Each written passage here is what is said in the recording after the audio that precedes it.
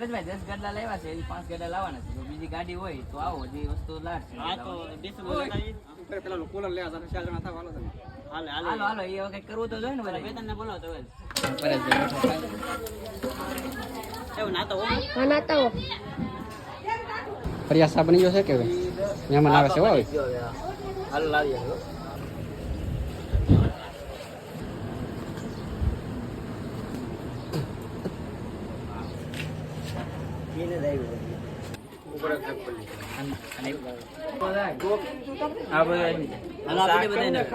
અહીંયા બધું ભરાઈ ગયું બધું.